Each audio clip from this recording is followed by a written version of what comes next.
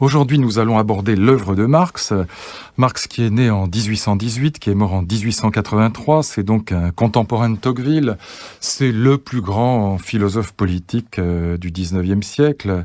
Mais ça n'est pas simplement un grand philosophe politique, je dirais le plus grand peut-être avec Tocqueville.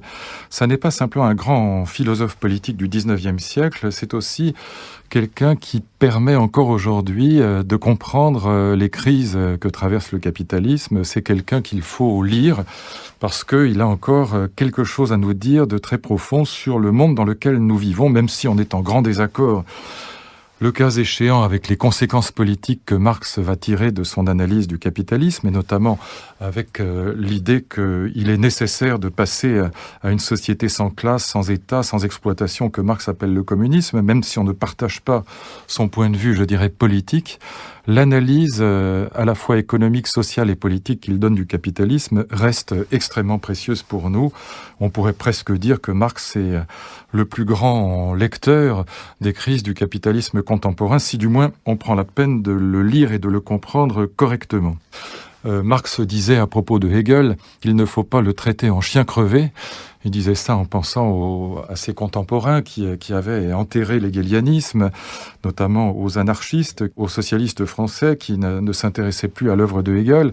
Et bien de la même manière, je dirais qu'il ne faut pas traiter Marx en chien crevé. Il faut le lire et le relire aujourd'hui, même si, encore une fois, on peut avoir, et même, me semble-t-il, on doit avoir des divergences de vues sur le plan strictement politique. Je vous propose de regarder aujourd'hui 3 grands thèmes qui permettent d'entrer dans le cœur de l'œuvre de Marx. Premièrement, ce que Marx appelle lui-même la théorie des crises et des révolutions. Comment il analyse les révolutions de son temps. Il est un grand lecteur de la Révolution de 1789, aussi un grand lecteur de la Révolution de 1848, et notamment des diverses déclarations des droits de l'homme qui accompagnent ces révolutions. Donc comment Marx interprète-t-il les révolutions de son temps? Et puis, plus généralement, quelle théorie des révolutions il met en place à partir de son analyse du capitalisme et comment il prévoit que le capitalisme étant une société contradictoire, une société traversée par la lutte des classes, elle doit finalement, cette société capitaliste, se dépasser vers le communisme, c'est-à-dire une société sans classe, une société donc sans lutte des classes, une société sans aliénation, sans exploitation, une société sans État, dans laquelle les êtres humains seront enfin libres et probablement heureux. Donc comment Marx analyse d'une manière générale la théorie des révolutions, ou plus exactement les révolutions réelles et puis les révolutions à venir, dont évidemment cette révolution prolétarienne qu'il annonce et qu'il croit inéluctable. Je dirais que ce qui est très intéressant chez Marx, peut-être avant d'entrer dans cette analyse des crises et des révolutions, c'est l'idée que le capitalisme est une révolution permanente, que le capitalisme ne peut exister qu'en innovant et en rompant en permanence avec la tradition. C'est d'ailleurs une belle définition ou une belle description de la mondialisation libérale d'aujourd'hui, où on voit que l'innovation est devenue la loi du monde, que l'obligation d'être en concurrence en permanence avec ses voisins, entreprises qui sont en concurrence entre elles, peuples qui sont en concurrence entre eux, laboratoires scientifiques, universités qui sont en concurrence, eh bien, cette concurrence, ce benchmarking, comme on dit dans les écoles de management généralisées, oblige constamment à innover, à rompre avec la tradition, à inventer des choses nouvelles pour ne pas se laisser dévorer par le voisin. Et Marx met précisément le doigt sur cette difficulté du capitalisme moderne qui le conduit à révolutionner en permanence ce que Marx appelle le mode de production. On va voir dans un instant ce que ça signifie, mais peut-être je cite un petit texte de Marx d'entrée de jeu, un petit texte qui est très caractéristique de son analyse du capitalisme. Voici ce qu'il écrit. La bourgeoisie ne peut exister sans bouleverser constamment les instruments de production, donc les rapports de production, donc l'ensemble des conditions sociales. Au contraire, la première condition d'existence de toutes les classes industrielles antérieures donc au capitalisme, était de conserver inchangé l'ancien mode de production. Au cours de sa domination de classe à peine séculaire, la bourgeoisie a créé des forces productives plus massives et plus colossales que ne l'avaient fait dans le passé toutes les générations dans leur ensemble. Et donc on a cette idée que peut-être qu'il faut garder à l'esprit avant même de rentrer dans le détail de ce qu'il appelle force productive, rapport de production, mode de production. Je vais expliquer ça dans quelques secondes, mais l'idée que cette formation capitaliste, ce régime économique qui caractérise le capitalisme, eh bien, ce régime économique est en état de révolution permanente, d'innovation permanente, là où les classes sociales propriétaires, les classes dominantes antérieures, n'avaient qu'un souci en tête, c'était plutôt de ne rien changer, de conserver l'état existant. La bourgeoisie est révolutionnaire, et c'est ça qui va la tuer selon Marx, c'est ça qui va l'amener à se dépasser elle-même, si je puis dire, dans ce nouveau régime économique qu'est le communisme, donc société sans propriété privée, sans lutte des classes et sans exploitation. Et cette idée me paraît extrêmement juste. En effet, on voit aujourd'hui que dans la mondialisation libérale, le monde change sans arrêt. L'innovation est permanente, innovation scientifique, innovation technique, innovation dans les modes de production, mais aussi dans les modes de vie, parce que les modes de consommation en dépendent. Comment le capitalisme, en effet, c'est, on peut le dire, la révolution permanente. Une fois qu'on a ça en tête, rentrons dans l'analyse des crises et des révolutions telles que Marx la conçoit, en prenant comme exemple les révolutions de son temps, 1789, 1848, mais aussi en prévoyant la fameuse révolution socialiste ou communiste qui va mettre fin à l'histoire de la lutte des classes. Pour comprendre la théorie des révolutions, la théorie des crises, il faut partir de ce que Marx appelle le mode de production, avec ses deux composantes. C'est un petit peu ennuyeux, c'est un peu fastidieux, mais il faut en passer par quelques définitions, sinon on ne peut pas comprendre la suite.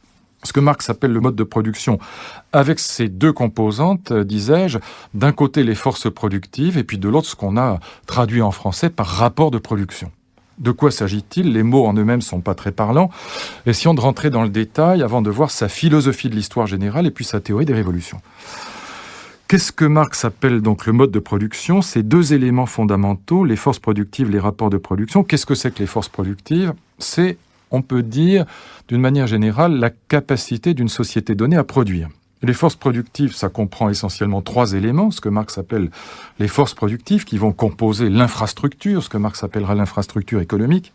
Il y a d'un côté, premier élément, les richesses naturelles du pays, selon que le pays est désertique ou pas, selon qu'il y a de l'eau ou pas, selon qu'il y a des richesses dans le sous-sol ou pas, la capacité d'une société donnée à produire sera évidemment différente. Donc le premier élément, c'est les richesses naturelles. Le deuxième élément, c'est l'état des sciences et des techniques. L'état des sciences et des techniques va évidemment jouer dans la capacité de la société à produire. Plus on aura des techniques élaborées, plus la science sera avancée et plus la société pourra éventuellement être productiviste, plus elle pourra utiliser notamment les fameuses richesses naturelles dont je viens de parler. Et puis, le troisième élément qui est finalement l'essentiel, c'est les moyens humains. Ce sont les forces productives humaines, c'est-à-dire les êtres de chair et de sang qui vont travailler, les classes laborieuses, comme on les appelle, qui vont évidemment utiliser ces sciences et ces techniques, qui vont utiliser aussi les matières premières, les richesses naturelles, mais sans le travail des hommes et des femmes, sans le travail des êtres humains, évidemment, ces forces productives n'existeraient pas du tout. Ce qui va faire l'essentiel des forces productives, c'est les moyens humains, c'est la classe laborieuse ou les classes laborieuses qui vont évidemment être différentes selon les différents types de modes de production. On va y revenir dans un instant. En tout cas, voilà les forces productives. Richesse naturelle, état des sciences et des techniques, et puis les humains qui travaillent. Et puis de l'autre côté, dans le mode de production, il y a ce qu'on a traduit en français par rapport de production. L'expression en français n'est pas très heureuse, la traduction est mauvaise, il faut bien dire que c'est une faute de traduction. En allemand, c'est beaucoup plus clair, il s'agit de l'organisation de la production, c'est-à-dire des conditions dans lesquelles la production s'effectue dans une économie donnée, dans un système économique donné. Les rapports de production, dit Marx, leur expression visible, c'est les rapports de propriété, c'est-à-dire, pour parler clairement, qui détient la propriété privée des moyens de production, qui détient la propriété qui permet, on trouve une idée que Rousseau avait déjà exprimée dans le discours sur l'origine de l'inégalité, qui détient cette propriété qui permet de faire travailler les autres, d'utiliser le travail des autres, qui permet aux riches, aux propriétaires de faire travailler ceux qui ont besoin pour vivre de travailler. Et donc les rapports de propriété sont l'expression juridique de ce que Marx appelle les rapports de production. Alors c'est vrai qu'en allemand, c'est un faux ami, ce qu'on appelle un faux ami, c'est-à-dire que c'est un mot qui a une signification différente au pluriel et au singulier. Au singulier, rapport de production, oui, c'est une bonne traduction. Verhältnis en allemand, c'est les relations, c'est les rapports. Mais au pluriel, le mot change de sens et il désigne, encore une fois, les conditions dans lesquelles la production, ou l'organisation de la production, les conditions dans lesquelles la production s'effectue dans un régime économique donné. Donc tout ça, force productive et organisation de la production, conditions dans lesquelles la production s'effectue et qui dépendent évidemment du statut de la propriété privée, de qui détient la propriété privée, eh bien tous ensemble, force productive et rapport de production, ça définit le mode de production. Et selon Marx, il faut avoir ça, c'est peut-être le deuxième élément qu'il faut avoir en tête pour comprendre la théorie des révolutions. Tout ça, le mode de production, globalement, eh bien, il y en a au fil de l'histoire, selon Marx, 5 différents. L'histoire elle-même n'est que l'histoire de l'enchaînement progressif, si je puis dire, de ces 5 modes de production. Et il faut avoir ça présent à l'esprit pour comprendre, encore une fois, comment Marx va interpréter les crises de son temps et prévoir, en tout cas croire prévoir, la crise du capitalisme qui conduit à la société communiste. Les 5 modes de production, je les indique rapidement, mais c'est important d'avoir en tête ce schéma général de l'histoire, selon Marx, qui, on connaît sa phrase célèbre au début du manifeste du Parti communiste, le petit texte qu'il écrit avec son ami Engels. L'histoire est l'histoire de la lutte des classes. Il faut, évidemment, pour comprendre cette phrase, avoir en perspective l'enchaînement de ces 5 modes de production qui constituent l'ensemble de l'histoire humaine, finalement. Au début, premier mode de production, on a ce que Marx appelle le mode de production asiatique ou le communisme asiatique, c'est-à-dire que paradoxalement, toute l'histoire de l'humanité commence par le communisme. On a là un schéma hegelien, on a l'idée que, en germe, le début de l'histoire contient en quelque sorte la fin de l'histoire. Alors évidemment, la fin de l'histoire ne sera pas absolument identique au début. Entre-temps, il va y avoir toute une histoire justement qui va se déployer. Et le communisme final sera bien sûr très différent du communisme primitif, du communisme asiatique, comme l'appelle Marx. Mais c'est très important de voir quand même que, in nucleo, virtuellement, le début de l'histoire comprend déjà la fin de l'histoire. Alors le communisme asiatique, c'est ces sociétés traditionnelles, ces sociétés, comme on dit à l'époque de Marx encore, les sociétés primitives, qui sont des sociétés de troc, qui sont des sociétés dans lesquelles il n'y a pas encore de propriété privée, et par conséquent pas encore de lutte des classes, puisqu'il n'y a pas de classes divergentes, différentes, de classes qui sont en conflit, puisque l'apparition de la lutte des classes, ou même l'apparition simplement des classes sociales, selon Marx, sera dépendante de l'existence de la propriété privée.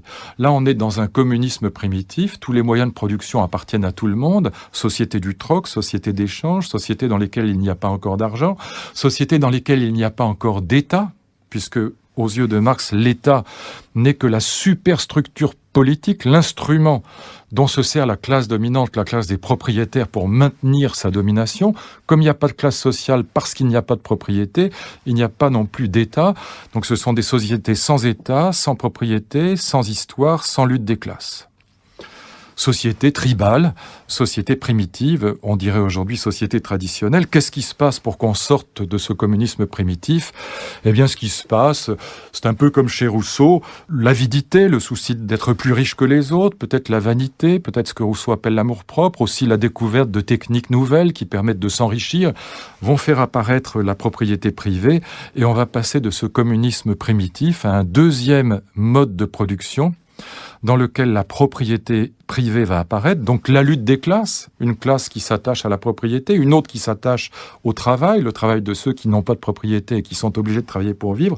C'est ce que Marx appelle le mode de production antique, ça correspond en gros à la société grecque, de l'Antiquité grecque.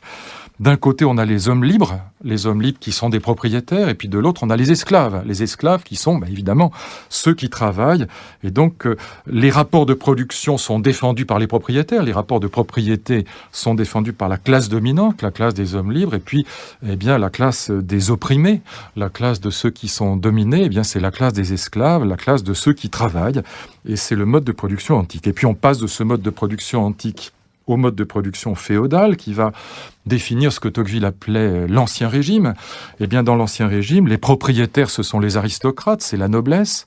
Et puis, de l'autre côté, on n'a plus les esclaves, mais on a ce qu'on appelle les serfs qui travaillent pour enrichir les aristocrates. Et donc, dans ce mode de production féodal, on a un nouveau régime de propriété, la propriété féodale, aristocratique, la propriété de la noblesse, avec une nouvelle lutte des classes entre les aristocrates d'un côté et puis les serfs de l'autre. Et puis, finalement, on passe au régime capitaliste. C'est le seul qui intéresse vraiment Marx. Tout ce début de l'histoire, c'est en quelque sorte anecdotique pour lui. Ce qui l'intéresse véritablement, c'est l'analyse de la société capitaliste. Et là, on va voir apparaître quelque chose de tout à fait nouveau. c'est la propriété privée des moyens de production au sens des entreprises, et notamment des entreprises industrielles. Marx s'intéresse au capitalisme industriel. Il n'est pas passionné par le capitalisme financier, qui est encore embryonnaire à son époque. Donc on a d'un côté la classe bourgeoise, la classe des propriétaires, et puis de l'autre, on a la classe des prolétaires, les ouvriers, qui, à la différence de ce qui se passe dans les modes de production antérieurs, sont des salariés. C'est-à-dire qu'ils travaillent moyennant un salaire, et on verra pourquoi c'est évidemment très important que cette lutte des classes soit entre une classe, la classe bourgeoise, qui possède les moyens de production, et une classe ouvrière qui est salariée, qui est payée pour travailler et qui est libre, entre guillemets, on verra que cette liberté est évidemment très limitée, de vendre ou de ne pas vendre sur le marché du travail sa force de travail. L'idée de Marx, et là on commence à rentrer dans le cœur de son analyse des crises, c'est que le système capitaliste, ce système dans lequel il y a donc ces deux classes, la classe bourgeoise et la classe prolétarienne, eh bien le système capitaliste est à proprement parler contradictoire. Il n'est pas viable parce qu'il est contradictoire, il est traversé par des contradictions qui sont insolubles, des contradictions dont on ne peut pas trouver d'autre solution que le passage à la suppression de la propriété privée, suppression de l'État qui va avec, et suppression de la lutte des classes qui donc va s'installer dans cette société que Marx imagine parfaitement transparente, parfaitement non contradictoire, parfaitement rationnelle, qu'est la société communiste. Et c'est donc le 5e mode de production, le mode de production communiste, le mode de production dans lequel la propriété est supprimée. Et Marx n'hésite pas à dire que c'est la fin de l'histoire, en tout cas la fin de la préhistoire. Il pense que la véritable histoire va commencer à partir du moment où on aura instauré cette société sans classe, sans exploitation, sans propriété privée. Et là, la véritable histoire de l'humanité commencera parce que les hommes seront libres, ils ne seront plus exploités, ils ne seront plus aliénés dans cette société communiste. Et on voit que la fin de l'histoire est en quelque sorte la reproduction du début, mais avec évidemment l'enrichissement de toute l'histoire qui s'est développée entre-temps, des 3 autres modes de production, antique, féodal et capitaliste, qui auront déployé en quelque sorte les possibilités de production notamment, et de richesse et de liberté aussi, il faut bien le dire, de l'humanité. On a là un schéma hegelien. On a là un schéma très hegelien, puisqu'on a tout à fait cette idée hegelienne que le début de l'histoire contient en germe, c'est la fameuse, ce que Hegel appelle l'en-soi, c'est la fameuse métaphore du germe, de la graine, qui contient déjà in nucleo, c'est le cas de le dire, en puissance, tout ce que l'histoire va déplier. Donc au départ, on a ce communisme, mais qui n'est pas encore développé. Et ensuite, chacun des modes de production qui suit le communisme primitif, le communisme asiatique, donc le mode de production antique, le mode de production féodal, et puis le mode de production capitaliste, vont déployer, presque déplier les possibilités de production de l'histoire humaine, de telle sorte que le communisme final, aux yeux de Marx, sera un communisme qui s'installera dans des sociétés qui ne seront plus des sociétés de subsistance, comme on disait à l'époque, c'est des sociétés très pauvres, comme sont les sociétés primitives, mais des sociétés qui, ayant développé toutes les forces productives, seront des sociétés dans lesquelles le bien-être matériel sera possible en même temps que la liberté. Liberté, bonheur, c'est ça le but de l'histoire, d'une certaine manière. Marx est un héritier des Lumières, de ce point de vue-là, mais il suppose que, comme dans l'hégélianisme, le deuxième moment de l'histoire, une fois qu'on a planté la graine, le communisme primitif, eh bien le deuxième moment de l'histoire, ce que Hegel appelle l'être là, le moment où on déplie les différences, est caractérisé par les 3 modes de production intermédiaires. Et puis, le dernier moment de l'histoire, comme chez Hegel, c'est le fruit.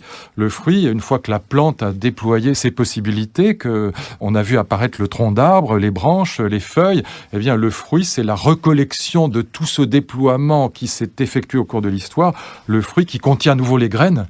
Mais là, on va pouvoir repartir pour une autre histoire qui ne sera plus l'histoire de l'exploitation de l'homme par l'homme, l'histoire de la lutte des classes, mais qui sera une histoire de la liberté et du bonheur. Donc il faut garder à l'esprit que dans la tête de Marx, très probablement, il y avait une volonté d'émancipation et de bien-être, il y avait une volonté de liberté et de bonheur. Il y avait cette idée que le communisme serait un monde merveilleux, un monde dans lequel toutes les possibilités humaines pourraient enfin s'épanouir. Et bien sûr, l'une des questions qu'il nous faudra aborder, c'est la question de savoir pourquoi cet idéal sur le papier magnifique a tourné à la catastrophe absolue partout où on a essayé de l'appliquer dans ce qu'on a appelé le socialisme réel. Alors une fois qu'on a ça en tête, c'est préalable, la définition du mode de production avec ces deux éléments, force productive, rapport de production, et puis ce schéma historique global qui commence par le communisme, les différences se déploient, et puis on arrive à un communisme final qui est enrichi de tout le déploiement de l'histoire. Comment interpréter la crise du capitalisme ? C'est ça le sujet majeur de Marx. Qu'est-ce qui fait que le capitalisme n'est pas viable ? Qu'est-ce qui fait qu'il va nécessairement, dit Marx, avec une nécessité absolue, il dit même une nécessité de faire, une nécessité, dit-il, qui est semblable à celle qui préside aux métamorphoses de la nature, ce sont ses propres termes. Eh bien, qu'est-ce qui fait que cette société capitaliste étant contradictoire, elle va nécessairement se dépasser dans le communisme ?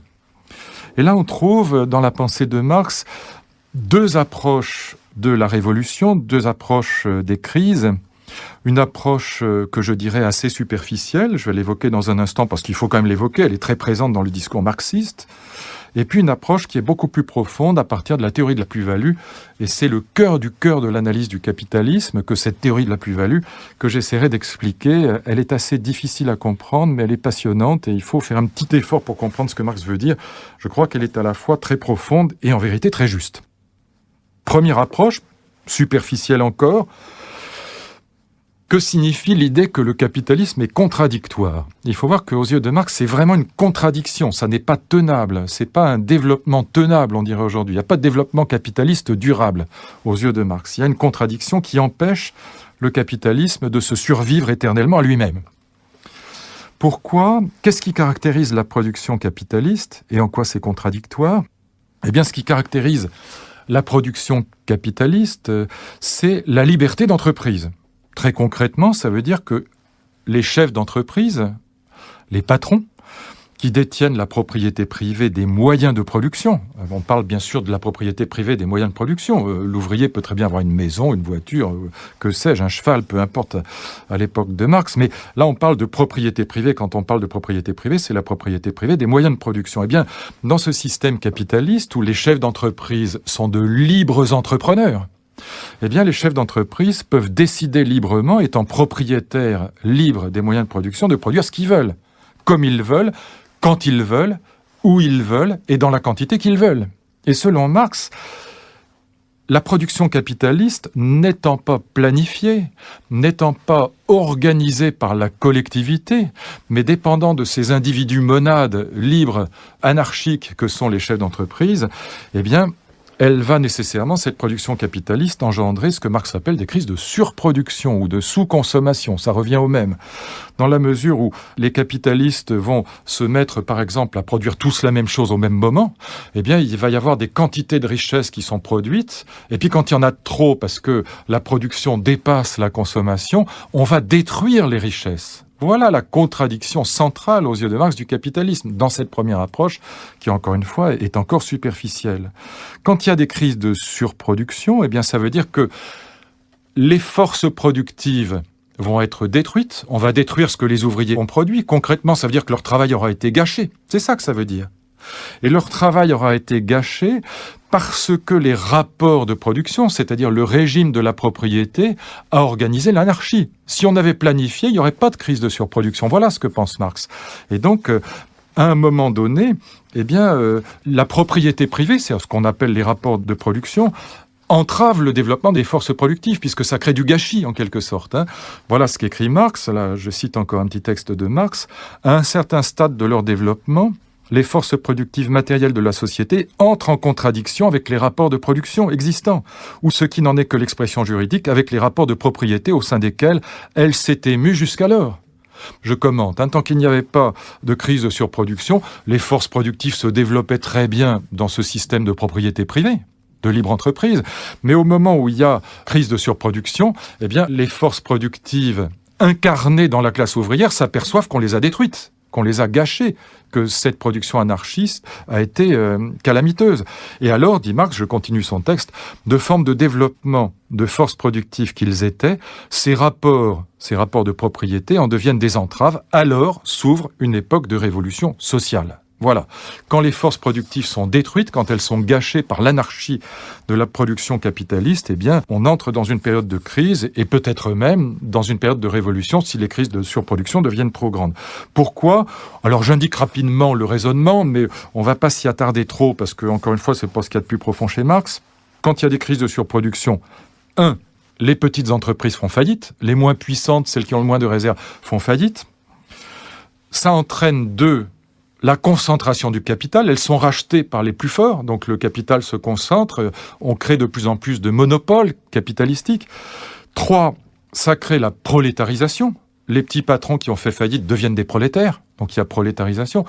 4, ça entraîne, selon Marx, c'est là que son analyse probablement est la plus fausse, ça crée la paupérisation, parce que pour résister aux crises, eh bien, les chefs d'entreprise sont obligés de tasser les salaires, ils sont obligés de serrer les coûts, sinon ils disparaissent encore plus vite. Et puis finalement, eh bien, ça engendre la révolution qui donc, selon Marx, arrivera nécessairement à la suite de la multiplication de ces crises de surproduction. Je vous lis encore un petit texte qui est à la fin du livre 1 du Capital. Le grand livre de Marx, donc, je le lis lentement, mais il est très clair. À mesure que diminue le nombre des potentats du capital, qui usurpent et monopolisent tous les avantages de cette période d'évolution sociale, alors pourquoi les potentats du capital, les propriétaires diminuent ? Parce qu'ils font faillite et ils sont ravalés par les entreprises qui ont survécu. S'accroît la misère, l'oppression, l'esclavage, la dégradation, l'exploitation, mais aussi, et c'est le point important, la résistance sans cesse grossissante et de plus en plus disciplinée de la classe ouvrière, unie et organisée par le mécanisme même de la production capitaliste.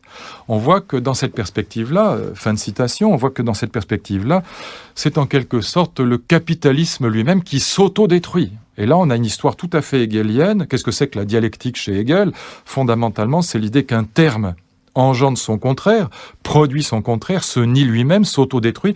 Eh bien là, on voit comment le capitalisme, il engendre des crises de surproduction, donc il engendre les faillites d'entreprises, donc la prolétarisation, donc la paupérisation, donc la résistance de ces prolétaires qui sont de plus en plus nombreux et de plus en plus exaspérés. Et donc le capitalisme produit sa propre destruction, si je puis dire. Le capitalisme est le vrai moteur de l'histoire. On peut dire, c'est dire ce que Adorno et Horkheimer disaient, deux philosophes allemands du début du XXe siècle, enfin même du XXe siècle, on peut dire, Horkheimer est mort dans les années 70, mais qui étaient des héritiers du marxisme. Ils disaient très clairement, c'est le capital qui fait la révolution dans cette perspective-là. C'est le capital qui provoque, qui engendre son propre contraire, qui engendre sa propre négation. Alors, je disais que cette interprétation est encore superficielle. Elle ne gênerait pas beaucoup un libéral. Petite phrase de Marx pour confirmer ce que je vous dis, là encore, dans le livre 1 du Capital. La production capitaliste engendre elle-même sa propre négation avec la fatalité qui préside aux métamorphoses de la nature. Donc on voit que c'est bien le capitalisme lui-même qui est le moteur de l'histoire et qui engendre, encore une fois, son contraire, le communisme. Bon, je dis que cette approche des crises est encore assez superficielle parce que pour un libéral pur et dur, elle ne pose en vérité aucun problème. Un libéral dirait que les crises de surproduction, c'est simplement la respiration de la société capitaliste. Comme dans Darwin, c'est ce qui permet d'éliminer les canards boiteux, mais que le capitalisme se redresse très bien et survit très très bien aux crises de surproduction. Pourquoi ? Eh bien parce que tout simplement, ça permet d'éliminer les chefs d'entreprise qui ont été mauvais, qui ont investi dans des directions qui ne sont pas les bonnes, qui ont fabriqué des produits alors qu'il ne fallait pas les fabriquer, qui n'ont pas accumulé suffisamment de réserves pour pouvoir survivre à une crise. Et donc, c'est une élimination des canards boiteux, c'est une sélection naturelle, en quelque sorte, comme dans Darwin, encore une fois, qui permet au capitalisme, au contraire, de se renforcer après chaque crise de surproduction. Et d'une certaine manière, quand on regarde l'état du capitalisme aujourd'hui, on a l'impression qu'après chaque crise, et Dieu sait qu'on en a connu au XXe siècle, il en sort en vérité renforcé, qu'il est à la limite plus arrogant que jamais, le capitalisme aujourd'hui. Eh bien, il faut donc une deuxième approche plus profonde pour comprendre véritablement en quoi le capitalisme est contradictoire aux yeux de Marx. Cette approche en termes de crise de surproduction n'est pas suffisante. Elle est même, encore une fois, superficielle. Il faut une deuxième approche, et cette deuxième approche, elle tourne autour de la théorie de la plus-value.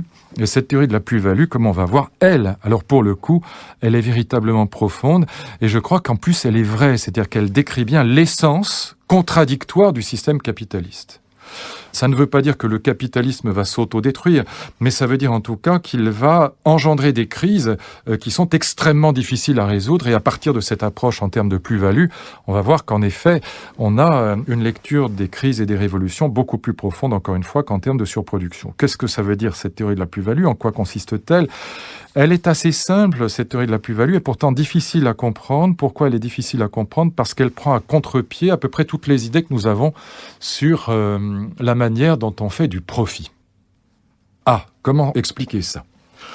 Eh bien, dans les théories libérales, ou d'ailleurs même sans aller vers des théories très compliquées, dans l'imaginaire collectif, c'est l'idéologie spontanée que nous avons plus aisément en tête, eh bien on s'imagine que la valeur des marchandises, on va commencer par ça, la valeur des marchandises, elle dépend très largement de la loi de l'offre et de la demande. C'est comme ça qu'on réfléchit spontanément, dit Marx, dans l'univers capitaliste. Ça veut dire quoi? Ça veut dire que on s'imagine que le meilleur moyen de gagner de l'argent, de faire du profit, eh bien, c'est de faire des bonnes opérations commerciales. En gros, l'idée qu'on a dans la tête, c'est que si j'achète à bas prix et puis que je revends très cher une marchandise, eh ben, j'aurais gagné de l'argent. Voilà, et qu'en gros, le capitalisme, c'est ça. Ça consiste à acheter pas cher et puis à vendre plus cher, et on fait une plus-value. Eh bien, le capitalisme, dit Marx, et il a raison, c'est pas du tout ça. Le capitalisme, c'est un système dans lequel on va s'enrichir, mais en enrichissant l'ensemble de la société. Et là, il faut comprendre comment cette opération mystérieuse, cette espèce d'alchimie en quoi réside la théorie de la plus-value, est compréhensible sans tour de passe-passe. Mais insistons un petit peu sur la fausseté de la loi de l'offre et de la demande, parce que c'est pas évident, et encore une fois, c'est immédiatement celle qu'on a en tête. On pense que ce qui est rare est cher. Voilà. L'or, c'est rare, alors l'or, c'est cher. C'est comme ça qu'on réfléchit. Et si on a vraiment besoin de quelque chose, les prix montent. Et d'ailleurs, on regarde sur les marchés financiers aujourd'hui, et c'est vrai que quand la demande augmente, et que le produit est à la fois utile et rare, les prix augmentent. Quand l'Inde et la Chine, aujourd'hui, rentrent dans le circuit de la consommation et de la croissance à 2 chiffres, et qu'ils ont un développement qui s'accélère, eh bien, les matières premières, par exemple les matières premières agricoles, augmentent sur les marchés. Et donc, on a l'impression que la loi de l'offre et de la demande est juste. Et oui, elle est juste, mais elle n'explique pas la plus-value, c'est ça que Marx veut dire. Pourquoi elle est à la fois juste, et pourtant ça n'est pas elle qui explique la théorie de la plus-value, ou l'existence de la plus-value. Il suffit de réfléchir à un petit exemple pour le comprendre. Pourquoi la loi, je répète, le cahier des charges, si je puis dire, c'est montrer d'abord comment la loi de l'offre et de la demande n'explique pas la plus-value, et puis après, essayer d'expliquer comment s'opère la plus-value dans le monde industriel capitaliste. Imaginons que je fasse une bonne affaire. J'achète une voiture ou j'achète une maison pas chère, et puis je la revends plus cher. Alors j'achète, mettons, une maison ou quelques biens que ce soit, mais imaginons une maison à des gens qui sont dans le besoin, le mari a perdu son emploi, la femme ne travaille pas, et donc ils sont pris à la gorge. J'achète la maison pas chère, imaginons je l'achète 100 000 €, et puis je tombe sur des acquéreurs qui, eux, au contraire, sont très pressés. Mettons, je la vends 150 000 €. J'ai fait une plus-value en apparence de 50 000 €. Mais si vous regardez la somme de richesse globale, voilà le point que Marx essaye d'expliquer. Si vous regardez la somme de richesse globale, eh bien la somme de richesse globale n'a pas augmenté. L'argent a changé de poche. La loi de l'offre et de la demande explique comment l'argent change de main, mais elle n'explique pas la création de richesse. Or, justement, le système capitaliste, c'est un système dans lequel on va créer de la richesse. C'est un système dans lequel le propriétaire, le bourgeois, l'industriel, va s'enrichir, oui, il va faire de la plus-value, il va mettre de l'argent dans sa poche, mais non pas, si je puis dire, en prenant l'argent qui existe déjà dans la poche de quelqu'un d'autre, mais en créant en même temps au passage de la valeur. Prenons un exemple, parce que c'est ça qu'il faut interpréter. Imaginons un chef d'entreprise comme Henry Ford qui crée une industrie automobile. Eh bien, Henry Ford va certainement gagner beaucoup d'argent. Mais en même temps, quand il mourra, quand il laissera à la société américaine l'entreprise qu'il a bâtie, eh bien, il y aura des voitures partout, il y aura des Ford T sur tout le territoire américain. Donc, il aura gagné beaucoup d'argent, mais il aura enrichi la société globale. Et donc, c'est ça que Marx cherche à expliquer. Il ne nie pas la validité de la loi de l'offre et de la demande, mais il dit au fond ceci: la loi de l'offre et de la demande, elle explique simplement comment l'argent change de main, elle n'explique pas comment on s'enrichit en créant de la valeur. Si je crée une entreprise de chemin de fer, par exemple, je vais dans les années 1850-60 aux États-Unis sûrement gagner beaucoup d'argent, du moins si je suis avisé et que ma société marche bien. Mais à la fin, quand je mourrai, il y aura un réseau ferré sur tout le territoire américain. Et donc, on a là l'exemple même de quelqu'un qui s'enrichit en enrichissant la société globale. Et d'ailleurs, le système capitaliste sera cette société dans laquelle la richesse globale et la démographie vont augmenter ensemble. Avant, lorsque la richesse d'une société augmentait, la démographie augmentait, et puis ça bouffait, si je puis dire, ça résorbait la richesse qui fait qu'on restait aussi pauvre qu'auparavant. Tandis que ce qui va caractériser les sociétés capitalistes, c'est l'idéal d'un enrichissement, d'un développement, de création de valeur infinie. Et pour le comprendre, et c'est ça l'objet de la théorie de la plus-value, il faut rentrer dans ce que Marx appelle la théorie de la valeur travail. C'est-à-dire, qu'est-ce qui fait la vraie valeur des marchandises si ça n'est pas la loi de l'offre et de la demande, qui explique simplement comment les marchandises changent de main, mais qui n'explique pas la création de valeur. Et la grande thèse de Marx, qui paraît absurde au premier abord, mais qui est totalement juste, la grande thèse de Marx, c'est que la valeur des marchandises ne dépend pas de la loi de l'offre et de la demande. La valeur des marchandises, la création de valeur, elle dépend du temps de travail social moyen qui est cristallisé dans une marchandise. Voilà la thèse à partir de laquelle Marx va construire sa théorie de la plus-value, sa théorie du profit capitalistique. La valeur des marchandises dépend du temps de travail social moyen qui est cristallisé en elle. Pour le comprendre, il faut partir de l'analyse de la marchandise. Là aussi, il faut rappeler une ou deux définitions avant d'avoir l'explication globale, l'explication finale de Marx. Ce qui caractérise les marchandises aux yeux de Marx, c'est le fait qu'elles ont deux valeurs différentes. D'un côté, il y a ce que Marx appelle la valeur d'usage. La valeur d'usage, c'est l'utilité de la marchandise. Si j'achète un pot de confiture, un paquet de cigarettes ou un stylo, la valeur d'usage, ce sera manger le pot de confiture, c'est l'usage que j'en fais. Ce sera fumer mes cigarettes, c'est l'usage que je fais du paquet de cigarettes. Et puis ce sera écrire avec mon stylo, c'est l'usage que je fais du stylo. Autrement dit, la valeur d'usage, elle correspond à la consommation de la marchandise. C'est l'utilité de la marchandise que je consomme. J'achète la marchandise pour sa valeur d'usage. Mais ça n'est pas la valeur d'usage qui fait le prix de la marchandise. Voilà l'idée de Marx. Qu'est-ce qui va faire le prix de la marchandise ? Qu'est-ce qui fait que je vais pouvoir échanger, par exemple, un pot de confiture contre un paquet de cigarettes ou un stylo et, par exemple, le prix de ces trois produits sera, disons aujourd'hui, 5 €, par exemple. L'argent étant pour Marx l'équivalent général qui permet de faciliter les échanges, simplement. Eh bien, question que pose Marx, qu'est-ce qui va faire la valeur d'échange des marchandises, c'est-à-dire le prix des marchandises, le prix qui se traduit par l'argent qu'on paye pour les acheter. C'est pas la valeur d'usage. Il y a des marchandises qui sont formidablement importantes et qui ne coûtent pas cher du tout. Je ne sais pas, une bouteille d'eau, par exemple. Et puis, il y a des marchandises qui n'ont absolument aucune utilité absolue, comme, je ne sais pas, des bijoux, par exemple, ou même le paquet de cigarettes, mais comme des bijoux qui peuvent valoir des millions et des millions. Et pourtant, l'utilité n'est pas une utilité vitale, contrairement à la bouteille d'eau, par exemple.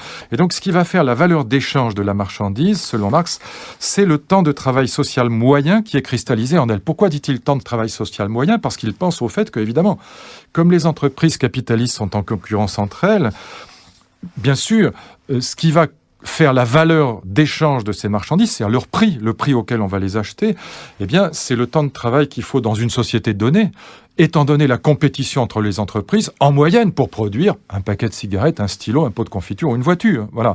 Il est évident, alors je dis ça pour éviter des objections stupides qu'on fait parfois à la théorie de la valeur travail. Évidemment, si un ouvrier, par exemple, travaille très lentement, la marchandise qu'il fabrique va pas coûter plus cher. C'est pas ça que Marx veut dire. L'ouvrier se fera virer, en vérité, et puis la marchandise, elle coûtera le même prix. C'est le temps de travail social moyen qui compte. C'est combien de temps il faut dans une société donnée pour fabriquer une voiture, par exemple, ou un paquet de cigarettes. Si vous mettez 2 fois de plus de temps que le voisin, votre entreprise fait faillite, c'est tout. Et donc, ça fait pas monter les prix. Ça vous fait baisser vous, mais pas monter les prix. Et donc, c'est le temps de travail social moyen cristallisé dans la marchandise qui fait la valeur des marchandises. Alors, comment s'explique la plus-value maintenant ? Et là, je vais peut-être y aller plus lentement, mais je pense que même si on n'a pas tout suivi le raisonnement, en regardant ce que Marx dit de la théorie de la plus-value, on comprend parfaitement l'ensemble. Ce qui va permettre aux capitalistes, et c'est ça qui va caractériser ce monde capitaliste, de faire de la plus-value, c'est que dans le système capitaliste, et c'est ça le régime du salariat, à la différence de ce qui se passe dans le régime féodal, où les serfs ne sont pas payés, n'ont pas de salaire, eh bien, c'est que la force de travail de l'ouvrier va être sur le marché du travail, considérée comme une marchandise qu'on achète comme les autres, comme un paquet de cigarettes, comme un stylo ou comme un pot de confiture. Et si on regarde alors de près ce qui se passe quand on achète cette marchandise qu'est la force de travail de l'ouvrier, on comprend comment la théorie de la plus-value est possible, à condition qu'on ait compris que ce qui fait la valeur d'une marchandise, c'est le temps de travail social moyen cristallisé en elle et non pas l'offre et la demande. Pourquoi ? Eh bien, c'est très simple. Si je suis capitaliste et que j'achète la force de travail d'un ouvrier, disons pour 24 heures, sur le marché du travail, comme toutes les marchandises, la force de travail de l'ouvrier possède une valeur d'usage et une valeur d'échange. La valeur d'échange, ce sera le salaire, c'est le prix que je vais payer pour obtenir, pour m'approprier la force de travail de l'ouvrier pendant 24 heures. Et puis la valeur d'usage, c'est quoi ? C'est l'utilité, c'est l'usage que je vais en faire, c'est la consommation de la force de travail. Eh bien, réfléchissons, appliquons la théorie de la valeur travail à cette marchandise très particulière, qu'est la force de travail de l'ouvrier.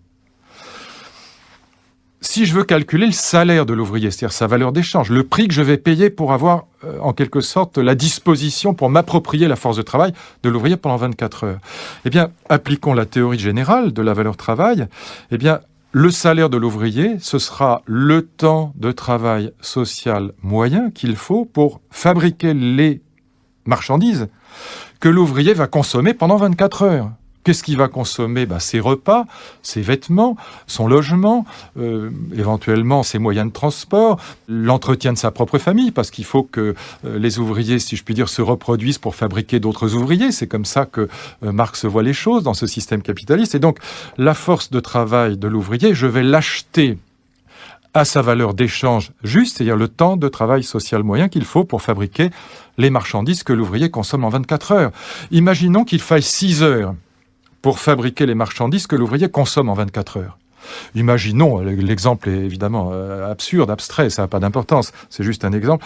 Imaginons que je paye 1 heure de travail pour 1 euro, par exemple. Eh bien, je vais payer 6 euros à l'ouvrier, et quand j'aurai payé 6 euros à l'ouvrier, j'aurai la disposition de l'ouvrier, si je puis, en tout cas de sa force de travail, pendant 24 heures.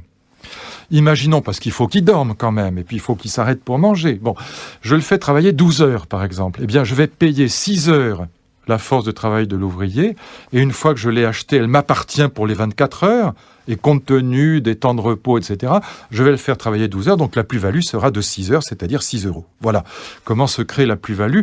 Donc j'achète la marchandise force de travail à son juste prix, en un sens. Je paye la valeur d'échange, ce qu'il faut pour entretenir l'ouvrier, le temps de travail qu'il a fallu pour produire les marchandises qu'il consomme en 24 heures. Mais une fois que j'ai acheté la valeur d'échange, j'ai à ma disposition la valeur d'usage. Quand j'ai acheté un paquet de cigarettes, je peux fumer les cigarettes. Quand j'ai acheté mon pot de confiture, je peux manger le pot de confiture. Quand j'ai acheté la valeur travail de l'ouvrier, ou plutôt la force de travail de l'ouvrier, eh bien, je peux consommer la marchandise que j'ai achetée. Ça veut dire que je peux faire travailler l'ouvrier. Et s'il travaille plus qu'il ne coûte, il y a une plus-value, évidemment. Et donc, la plus-value, elle ne s'explique pas par la loi de l'offre et de la demande, elle s'explique par la loi de la valeur travail. Elle s'explique par la différence qu'il y a entre la valeur d'usage et la valeur d'échange de la force de travail de l'ouvrier. L'ouvrier travaille plus longtemps qu'il ne coûte en temps de travail social moyen nécessaire à fabriquer les marchandises qu'il a consommées dans la journée. Eh bien, quand on comprend cette théorie de la plus-value, quand on voit que la caractéristique du capitalisme, c'est le fait que la force de travail de l'ouvrier est une marchandise comme les autres. On pourrait presque dire que l'ouvrier est une marchandise, il y a un marché du travail. Et donc j'achète sa force de travail 6 euros, mais je fais travailler pour 12 euros, j'ai gagné 6 euros de plus-value. Voilà la plus-value. Eh bien, lorsqu'on comprend cette logique de la plus-value, et là, elle est évidemment juste, cette théorie de la plus-value, on comprend comment le système capitaliste est, aux yeux de Marx, un système explosif. Regardons les conséquences de cette théorie de la plus-value, en termes de contradiction du capitalisme, pour parler comme Marx. Première conséquence, la lutte des classes va s'enraciner dans cette théorie de la plus-value. Il y a une double lutte des classes qui se met en marche. D'un côté, du côté du salaire, et puis de l'autre côté, du côté de la réduction ou augmentation du temps de travail. L'intérêt de l'ouvrier, c'est évidemment d'augmenter le salaire, c'est-à-dire, je traduis en termes marxiens, c'est-à-dire d'avoir plus de marchandises à consommer dans la journée, dans ces 24 heures. Si on parle de l'idée que c'est un journalier, que sa force de travail est achetée pour 24 heures, eh bien, l'ouvrier peut dire, mais attendez, j'ai besoin de plus de marchandises, j'ai besoin d'une voiture, j'ai besoin d'une télévision, j'ai besoin de 1000 choses, j'ai besoin de vêtements comme ci, comme ça. Et donc, l'ouvrier peut discuter le salaire. C'est-à-dire, il peut discuter en disant j'ai besoin de marchandises, donc j'ai besoin, pour définir la valeur d'échange de ma force de travail, pour définir mon salaire, eh bien, de plus de temps de travail social moyen produisant les marchandises que je vais consommer dans la journée. Donc il va y avoir une lutte autour de la détermination du salaire. Et puis de l'autre côté, j'ai dit dans mon exemple que le capitaliste avait acheté l'ouvrier pour, disons, 6 heures, pour 6 €, ça c'est le salaire, mais il peut le faire travailler 12 heures. Mais l'ouvrier peut dire non, attendez, 12 heures c'est trop, je veux travailler seulement 8 heures ou 10 heures. Et là, il va y avoir aussi une discussion entre le propriétaire de la force de travail et puis le détenteur du capital. Et donc, dans les deux cas, du côté du salaire et du côté de la journée de travail, de la durée hebdomadaire pour nous aujourd'hui de travail, eh bien, va s'engager une lutte des classes qui est une lutte des classes, impossible à éteindre d'une certaine manière, parce que les deux ont raison. Il y a là simplement un rapport de force qui se met en place. D'où, deuxième conséquence, la naissance des organisations syndicales. C'est évidemment là une analyse de l'histoire que Marx peut greffer sur son analyse économique de la plus-value. Si les ouvriers sont séparés les uns des autres, et que les propriétaires sont très puissants, la discussion, ce sera le renard libre dans le poulailler libre. L'ouvrier n'aura aucun moyen de faire pression sur le chef d'entreprise pour augmenter son salaire et diminuer son temps de travail. Si en revanche les ouvriers s'organisent, et c'est tout l'enjeu des organisations syndicales, alors évidemment, organisés, il y aura un rapport de force plus favorable aux ouvriers, et donc la lutte des classes, d'une certaine manière, s'équilibrera. Et donc on va avoir des organisations syndicales, mais aussi des partis politiques révolutionnaires qui vont s'installer au cœur de cette logique. Troisième conséquence, qu'est-ce que ce sera que le communisme ? Au fond, il aura 3 traits. Premièrement, il s'agit de s'approprier les moyens de production. L'ouvrier dira, mais après tout, il n'y a aucune raison pour que le capitaliste soit propriétaire. La propriété privée de ces moyens de production, elle appartient à tout le monde. Et donc, on voudra d'abord s'approprier les moyens de production, s'approprier la propriété privée ou supprimer la propriété privée. Deuxième conséquence ou deuxième trait du communisme, ce sera la question de savoir qui, du coup, va gérer cette propriété privée. Est-ce que ce sera l'État ? Un État bureaucratique? Est-ce que ce seront des conseils ouvriers? Et là, au sein même des différentes théories politiques communistes, on aura des divergences très grandes entre l'Union soviétique bureaucratique ou les conseillistes autogestionnaires. Mais dans tous les cas de figure, une fois qu'on a supprimé la propriété privée, la question de savoir qui va la gérer et comment, est-ce que ce sera l'État ou des conseils ouvriers, se pose très clairement de manière immédiate. Et puis, le troisième point, ce sera évidemment, le but de l'opération, ce sera la redistribution. Si on s'approprie la plus-value, on pourra la redistribuer au profit de la collectivité, au lieu qu'elle aille dans la poche d'individus privés que sont les bourgeois, les industriels, les propriétaires. Quatrième petite remarque ou quatrième conséquence, ce que Marx appelle la plus-value relative, le meilleur moyen d'augmenter le profit, d'augmenter la plus-value, sans aggraver la lutte des classes, c'est-à-dire sans diminuer les salaires ou sans augmenter le temps de travail, c'est d'augmenter la productivité en donnant aux ouvriers des machines plus performantes. Ce sera l'objet de ce que Marx appelle la théorie de la plus-value relative. Et puis peut-être une cinquième remarque, et même une sixième, elles vont ensemble, c'est que du coup, dans la perspective qui est celle de cette théorie de la plus-value, on va voir se développer chez Marx une théorie des idéologies, et je l'indique d'entrée de jeu, c'est peut-être le cœur du cœur de la sociologie marxienne ou sociologie marxiste. Qu'est-ce que c'est que les idéologies ? Eh bien, les idéologies, ce sont des discours qui vont se développer à la fois partiels et partials pour essayer de conforter la domination de la classe dominante sur la classe ouvrière. L'idéologie bourgeoise, ce sera une idéologie qui servira les intérêts de la classe dominante et qui, par conséquent, sera toujours orientée vers le maintien de l'état de choses. C'est une idéologie dont Marx dira qu'elle est fétichiste, l'idéologie bourgeoise. Pourquoi ? Qu'est-ce que c'est que le fétichisme ? Le fétichisme, aux yeux de Marx, c'est ne voir que le produit en oubliant l'activité de production. Au fond, dans la théorie de la valeur travail, on voit très bien que lorsqu'on applique seulement la théorie de l'offre et de la demande, qui pour Marx est le comble de l'idéologie bourgeoise, on a l'impression que la valeur des marchandises, elle est en quelque sorte intrinsèque. On pense par exemple que l'or, ça vaut cher parce que ça a des qualités rares. L'or, par exemple, ne peut pas rouiller, est imputrescible, etc. Et puis parce que c'est rare, et donc on pense que l'or a une valeur en soi. Alors que Marx pense évidemment, il est métalliste, il pense que la valeur de l'or, elle tient simplement au fait que son extraction demande beaucoup de travail. Un travail très difficile, très long, et donc une activité d'extraction qui est extrêmement coûteuse, et qui du coup fait que l'or a beaucoup de valeur. Et donc ce que Marx appelle le fétichisme, c'est ne voir que le produit sans voir l'activité de production. On voit le résultat, mais on ne voit pas l'activité de travail qui se cristallise dans le produit et qui fait sa véritable valeur. Eh bien, on peut dire que l'idéologie, c'est l'archétype d'un discours fétichisé. Le bourgeois ne sait pas pourquoi il pense ce qu'il pense. Il croit à ces valeurs comme si elles étaient éternelles, comme si elles étaient tombées du ciel le plus souvent.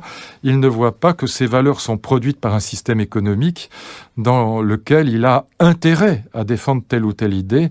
Par exemple, la Déclaration des droits de l'homme, que Marx interprétera dans La question juive, un de ses livres les plus remarquables, consacré à l'idéologie des droits de l'homme. Eh bien, Marx interprète les droits de l'homme de 1789, il les interprète comme l'archétype de l'idéologie bourgeoise. Pourquoi ? Eh bien, parce que dans cette lutte des classes, enracinée elle-même dans la théorie de la plus-value, on a intérêt à faire semblant de croire en l'égalité formelle des individus, on a intérêt à faire semblant de croire que les individus sont libres et égaux. Marx dit que cette déclaration des droits de l'homme, elle est égoïste, elle est traversée fondamentalement par le projet de séparer les individus les uns des autres, de telle sorte que les individus étant séparés, le propriétaire soit dans une situation de rapport de force favorable par rapport à eux. Plus ils sont séparés, plus le propriétaire pourra aisément diminuer le salaire ou augmenter la journée de travail.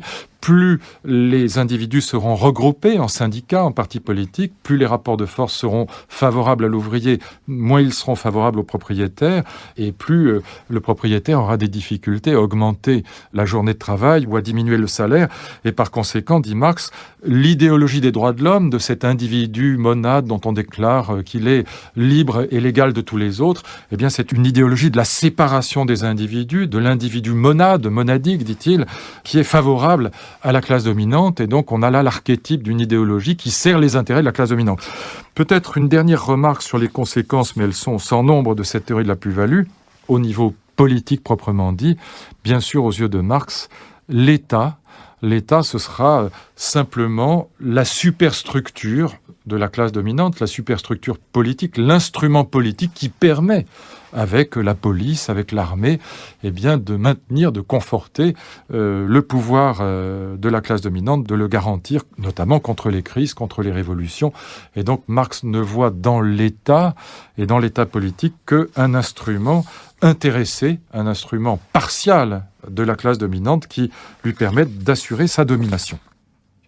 J'avais annoncé en commençant cet exposé 3 thèmes. J'avais dit d'abord la théorie des crises et des révolutions. On vient de l'examiner. On voit comment, aux yeux de Marx, le capitalisme est un système de lutte des classes contradictoire qui va forcément aller vers sa propre destruction et donc son dépassement dans une société sans classe, sans État, sans lutte des classes, sans propriété privée et sans exploitation.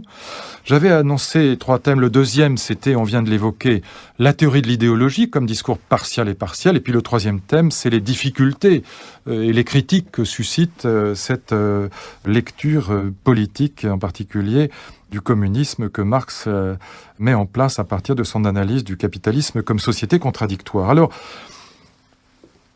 un instant encore sur la théorie de l'idéologie. J'ai dit que c'était un discours partial et partiel. Partiel parce qu'il ne sait pas d'où il vient, il est fétichiste, il ne connaît pas son origine. Le bourgeois, encore une fois, ne sait pas pourquoi il pense ce qu'il pense, comme on ne sait pas pourquoi on s'habille, pourquoi on choisit telle décoration d'intérieur, pourquoi on achète telle voiture. L'idéologie, c'est encore une fois, la caractéristique principale de l'idéologie, c'est de ne pas savoir pourquoi on pense ce qu'on pense, parce qu'on n'a pas suivi le processus de fabrication des idées et des valeurs, c'est ça. Et en même temps, c'est partial parce que ça défend toujours des intérêts généralement inavouables, comme l'État ou les droits de l'homme, comme je viens de prendre cet exemple, sont des moyens d'assurer ou de maintenir ou de conforter la domination de la classe dominante. Bon. Et puis après, donc je disais, théorie de l'idéologie, on verra les difficultés, notamment sur le plan politique, et quelques critiques, notamment la critique social-démocrate développée par Jaurès, et puis la critique qui touche à la grande question de savoir si Marx est responsable ou dans quelle mesure de l'avènement du totalitarisme, et notamment du totalitarisme soviétique et stalinien. Mais un instant encore sur la théorie des idéologies, prenons un exemple d'idéologie. Et j'évoquais l'idéologie des droits de l'homme. C'est très intéressant lorsqu'on compare Tocqueville et Marx, de voir comment ils interprètent très différemment, et même à l'opposé, les droits de 1789 et les droits de 1848. Les droits de 1789, c'est ce qu'on appelle les droits libertés. Le droit de propriété, la liberté d'opinion, la liberté de circulation, la sûreté, c'est le droit de ne pas être arrêté de manière arbitraire par la police. Voilà les droits de 1789. Et aux yeux de Tocqueville, aux yeux des libéraux, contrairement à ce que dit Marx, ces droits sont des droits qui définissent en quelque sorte des limites à l'intervention légitime de l'État. Il s'agit de mettre des bornes à l'intervention de l'État. Il s'agit de dire que l'État n'a pas le droit d'empêcher les individus de circuler. Il s'agit de dire que l'État n'a pas le droit d'empiéter dans la société civile pour interdire aux individus d'exprimer librement leurs opinions dans la presse ou dans une revue ou dans une tribune. Il s'agit de dire que l'État n'a pas le droit d'aller dans la société privée, d'aller dans les maisons des gens pour les arrêter avec des lettres de cachet, comme du temps de Voltaire encore. Bon. Et donc, aux yeux des libéraux comme Tocqueville, les droits de 1789, ces fameux droits de liberté, ce ne sont pas simplement des droits inhérents à la personne humaine. C'est pas simplement ça. Ce sont des droits qui définissent exactement la ligne de démarcation entre l'État et la société civile. Ça veut dire que l'État n'a pas le droit d'empiéter sur la société civile. Il n'a pas le droit de s'approprier, d'absorber la société civile. Ce qui sera d'ailleurs exactement la définition du totalitarisme. Le totalitarisme, c'est une société dans laquelle l'État s'approprie la totalité de la société civile. Et donc supprime le droit de circulation, supprime le droit de publication, le droit d'expression, etc. Et donc là, on a une interprétation tocquevillienne des droits-libertés complètement inverse de celle de Marx. C'est pas du tout la superstructure de l'idéologie bourgeoise et le moyen de défendre la domination de la classe dominante. Mais c'est une idéologie, c'est une philosophie, les droits de l'homme, qui va permettre aussi bien aux ouvriers qu'aux bourgeois de s'exprimer. C'est une idéologie qui est un milieu neutre dans lequel les ouvriers auront tout autant intérêt que les bourgeois à se situer. Et c'est vrai que Claude Lefort le montrera dans un article tout à fait remarquable qui est publié dans une revue qui s'appelle Libre en 1980. Son article s'appelle Droits de l'homme et politique. Et il reproche à Marx, c'est d'ailleurs intéressant parce que Claude Lefort est un philosophe qui vient de la gauche et même de l'extrême gauche, qui a été marxiste lui-même, il a été trotskiste dans sa jeunesse et qui dit voilà, Marx se trompe totalement sur la nature des droits de l'homme. Il ne voit que la version bourgeoise des droits de l'homme. Il ne voit pas qu'en vérité ces droits de l'homme sont un milieu dans lequel la classe ouvrière elle-même peut s'installer pour résister à la domination de la bourgeoisie et que par exemple la liberté d'expression ou la liberté de circulation ne sont pas du tout des libertés de séparation des individus, mais des libertés de relation des individus. Lefort dit, faut-il que Marx soit aveuglé par sa volonté acharnée de démontrer que les droits de l'homme visent à séparer les individus pour les empêcher d'avoir des rapports de force favorables avec les propriétaires? Faut-il que Marx soit aveuglé par cette volonté de démontrer à tout prix cette chose pour ne pas s'apercevoir que les droits de l'homme sont évidemment, même à la limite, beaucoup plus favorables au monde ouvrier qu'au monde bourgeois. Parce que le monde ouvrier est plus nombreux et que finalement, ces droits de l'homme qu'on accorde à l'ensemble de la population, que ce soit d'ailleurs le droit de vote ou le droit d'expression, le droit de circulation, eh bien ce sont des droits qui vont permettre à la classe ouvrière de critiquer l'État bourgeois et de le transformer formidablement. À la limite, toutes les conquêtes sociales auxquelles on va assister dans nos sociétés européennes de l'Ouest, les assurances maladie, la retraite, l'assurance chômage, etc., toutes ces conquêtes de ce qu'on appellera l'État-providence, elles n'auraient pas eu lieu si nous avions vécu dans des sociétés où les droits de l'homme n'étaient pas installés. Et donc là, Marx clairement se trompe. En revanche, très intéressant, quand on regarde les droits de 1848, et notamment lorsque Tocqueville est élu à la Chambre, lorsqu'il est élu dans ce qu'on appelle l'Assemblée constituante en 1848, l'Assemblée constituante qui est chargée de rédiger la nouvelle Constitution au moment de la Révolution de 48, eh bien, il y a un immense débat qui s'installe dans la société française et notamment dans cette Assemblée constituante sur le droit au travail. Il y a un député le député Mathieu, qui dépose un amendement pour qu'on inscrive le droit au travail dans la Constitution et qu'on dise l'État, c'est une créance que les individus peuvent lui adresser. L'État doit s'engager à trouver du travail aux chômeurs. Et Tocqueville prononce à la Chambre un discours superbe. Et c'est très intéressant de voir que Marx lui répond, sans savoir qu'il répond à Tocqueville, parce qu'ils ne se connaissent pas, dans un petit texte de Marx qui s'appelle « La lutte des classes en France ». Tocqueville prononce un discours à la Chambre, un discours très brillant et je crois très juste, où il dit « Voilà, Si le droit au travail n'est pas une blague, si c'est pas une plaisanterie, si c'est pas des paroles verbales, comme on dit, si c'est pas des mots creux, si vraiment l'État doit s'engager à fournir du travail aux ouvriers, alors il faut que l'État devienne propriétaire. Il faut que l'État devienne lui-même industriel, entrepreneur, sinon c'est de la blague. Si vraiment l'État doit dire « oui, si vous me demandez du travail, je vous le donne », il faut qu'il soit lui-même le propriétaire du monde économique. Et dans ce cas-là, dit Tocqueville, c'est le communisme. Marx, dans la lutte des classes en France, dit exactement la même chose. Il dit oui, voilà, le droit au travail, on plaisante, les libéraux plaisantent sur le droit au travail, mais la vérité c'est que derrière le droit au travail, il y a quelque chose de très profond, c'est la suppression de la propriété privée, l'appropriation par la collectivité de la propriété privée, puisque c'est la condition sans laquelle l'État ne peut pas donner du travail aux chômeurs. Et derrière le droit au travail, dit Marx, il y a le communisme, donc c'est formidable. Donc ce que Tocqueville trouve absolument détestable, Marx le trouve formidable. Et ce qui est très intéressant quand on se replace dans le débat de l'époque, en 1848, c'est que si Tocqueville s'oppose au communisme, s'il s'oppose au droit au travail, dont il voit exactement comme Marx que c'est le loup qui rentre dans la bergerie, c'est le bras armé du communisme, le droit au travail, eh bien c'est parce que Tocqueville, comme tous les libéraux de son temps, a en tête l'absolutisme auquel la Révolution française a mis fin.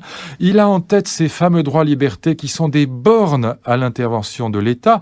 Et à son époque, les libéraux voient le communisme et le socialisme comme un rétablissement de l'ancien régime. Ils voient le communisme et le socialisme comme un rétablissement de l'État absolu qui va à nouveau s'approprier la société civile. Et donc, ce qui est très amusant dans les textes de l'époque, c'est que pour Tocqueville, comme pour Benjamin Constant, comme pour Sieyès, comme pour les libéraux de cette époque, ou un peu avant Tocqueville, eh bien, ils ont l'impression que le socialisme et le communisme, c'est un retour en arrière, c'est une restauration au sens politique du terme. On revient à un État qui intervient dans la société civile, alors qu'à leurs yeux, toute la grandeur de la Révolution de 1789, c'est justement d'avoir enfin mis des bornes à l'intervention de l'État. Alors, j'évoquais cette idée que Claude Lefort illustre très bien dans cet article de 1980, que Marx s'est trompé sur les potentialités révolutionnaires, y compris pour la classe ouvrière, de la Déclaration des droits de l'homme. Eh bien, on la trouve déjà, plus exactement, chez Jaurès, dans un petit article de Jaurès qui date de 1901, qui s'appelle « Question de méthode », et qui est une étude critique du manifeste du Parti communiste.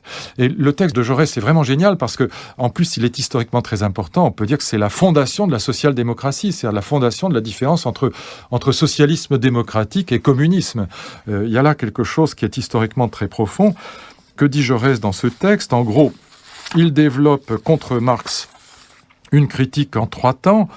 Premièrement, dit Jaurès, il faut s'opposer à tout prix à la théorie marxiste de la dictature du prolétariat, c'est-à-dire que chez Marx, après la Révolution, une fois qu'on a supprimé la propriété privée, on installe la dictature du prolétariat pour continuer en quelque sorte la Révolution, pour extirper de l'ancien régime les restes de la bourgeoisie. Et ce que dit Jaurès de manière très juste et très claire, c'est que la dictature du prolétariat, elle est évidemment contraire à l'esprit même de la démocratie, et que si le prolétariat s'installe en dictature, plus de quelques jours après la Révolution, peut-être on lui laisse quelques jours pour mettre en place un nouveau régime, mais s'il reste une dictature un peu plus longtemps que quelques jours ou quelques semaines, eh bien ça devient une nouvelle classe, une bande de voyous. Enfin, Jaurès utilise le mot de bande, et donc on est sorti du cadre de la démocratie. Et pourquoi Jaurès défend-il la démocratie ? C'est son deuxième argument, c'est parce qu'il pense que la théorie marxiste de la paupérisation est fausse. Il pense qu'elle est fausse factuellement. Les classes ouvrières s'enrichissent au fil du temps, mais il pense aussi qu'elle est fausse psychologiquement, politiquement. Il écrit ceci: « Ce n'est pas du dénuement absolu que pouvait venir la libération absolue, comme le pensait Marx, c'est sa propre phrase. En vérité, c'est des lumières que va venir la révolution aux yeux de Jaurès. Il pense que à la fois le prolétariat se cultive, il est plutôt proche de Tocqueville finalement, le prolétariat s'enrichit malgré tout, il n'y a pas de paupérisation, c'est faux, il se cultive, et que du coup, profitant justement de ces fameux droits de l'homme, du suffrage universel qui est installé en 48, enfin masculin, et puis de cette liberté démocratique, eh bien, il va pouvoir conquérir l'État sans passer par la révolution violente ni la dictature du prolétariat. Et c'est le troisième point, peut-être le plus important, et c'est là que véritablement l'opposition entre socialisme démocratique et marxisme communiste va éclater au grand jour. Eh bien voilà, dit Jaurès, contrairement à ce que pense Marx, l'État n'est pas un instrument de domination de la classe dominante. C'est pas un État bourgeois. Jamais il n'a existé, dit Jaurès, d'État bourgeois. C'est absurde. D'État qui ne représenterait qu'une classe sociale.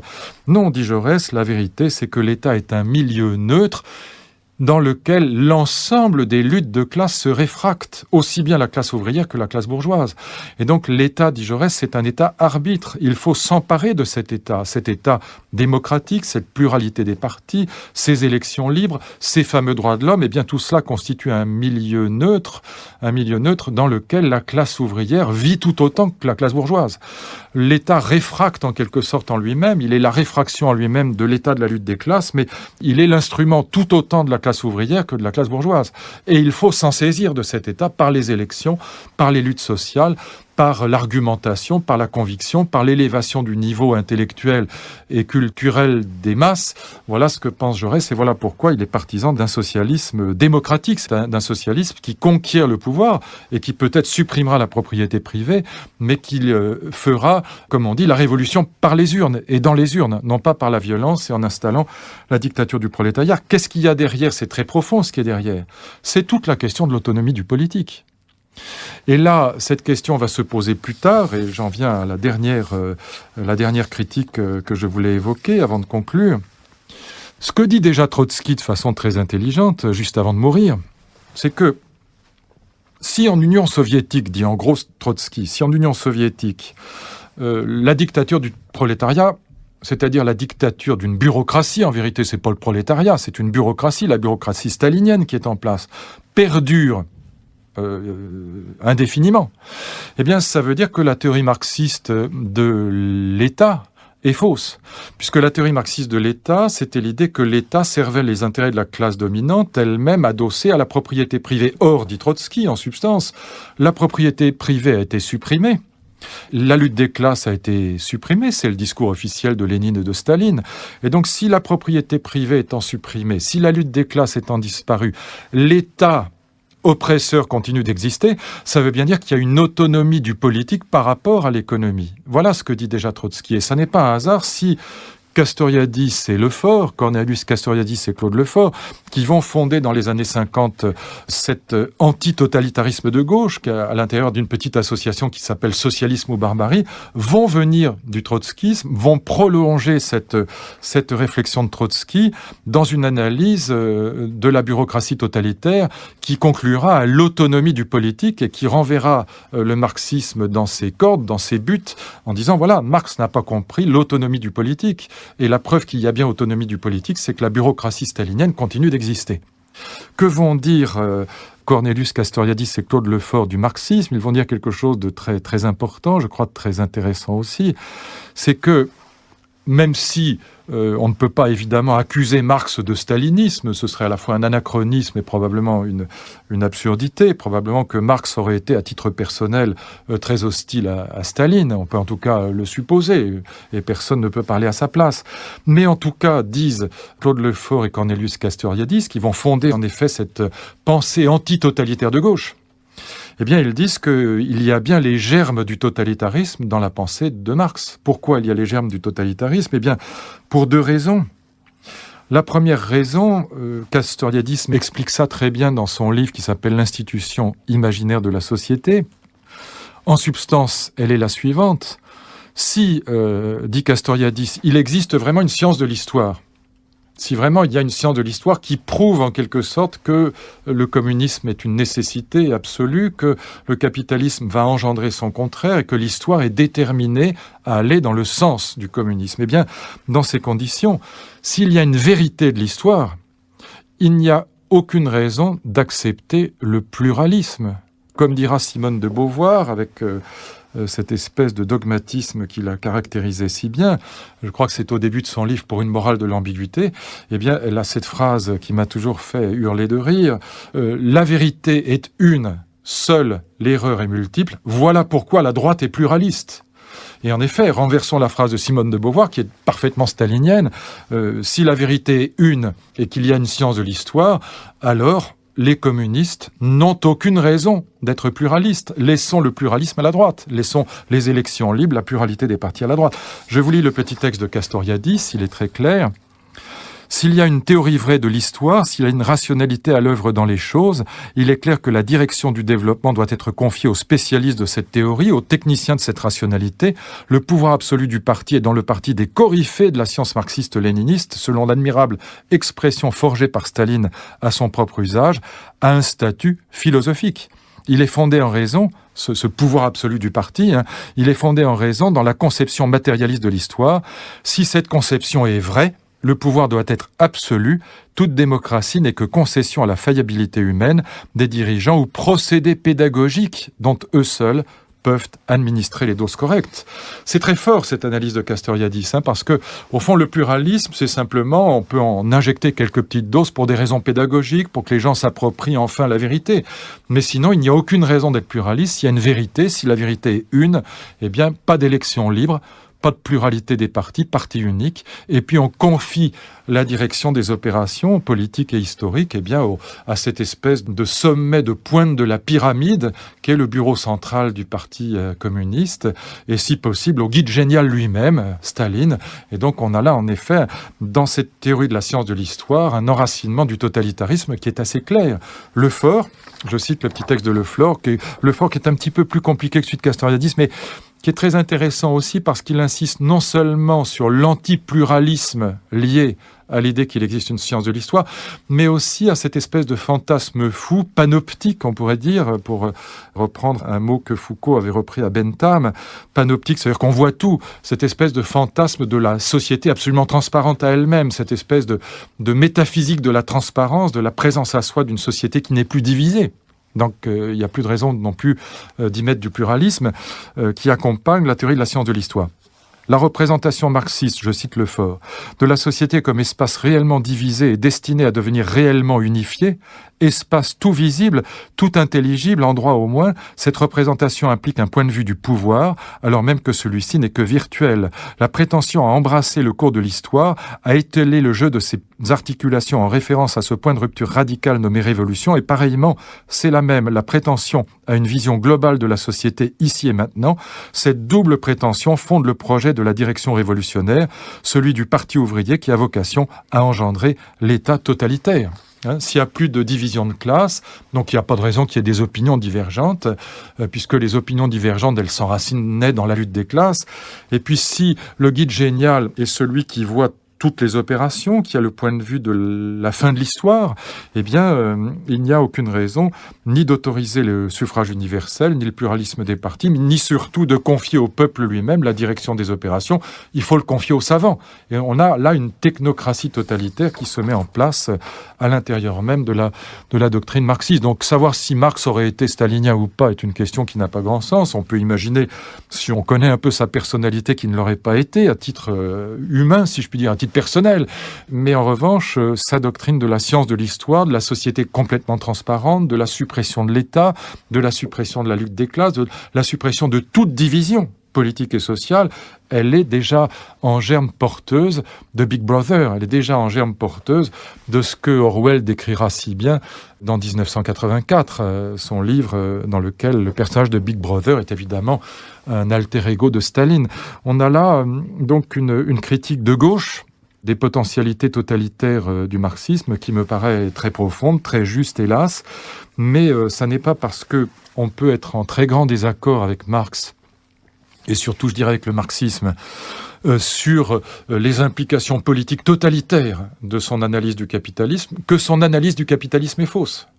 Ce qui reste extrêmement juste dans son analyse, me semble-t-il, c'est deux traits fondamentaux. Premièrement, la théorie de la plus-value, cette idée qu'il y a dans la théorie de la plus-value quelque chose d'explosif. Il y a là une lutte des classes qui se greffe inévitablement sur cette logique du profit, et ça me paraît incontestable. Et puis il y a aussi, je crois, et c'est encore plus profond, cette idée que dans une société de compétition ouverte sur le monde, la loi de l'innovation devient la loi du monde. La logique de l'innovation permanente envahit tout l'espace public, de telle sorte que le capitalisme, c'est la révolution permanente. Et il y a là quelque chose que les bourgeois ne perçoivent pas aujourd'hui. Ils ne s'aperçoivent pas, c'est ce que j'appelle les contradictions de l'homme de droite, ils ne s'aperçoivent pas qu'en vérité, défendant un système de la révolution permanente, c'est eux qui détruisent les traditions. c'est eux qui détruisent l'école, c'est eux qui détruisent les valeurs traditionnelles, c'est eux qui sont à l'origine de la déconstruction des valeurs traditionnelles qu'on observe tout au long du XXe siècle, beaucoup plus que la gauche. La vérité, c'est que le monde bourgeois ne peut exister qu'en détruisant en permanence tout ce qui est de l'ordre de la tradition, parce que cette destruction permanente des traditions est la condition préalable à l'innovation qui elle-même est forcée, si je puis dire, dans cette logique de concurrence, de benchmarking généralisé qu'on appelle la mondialisation libérale.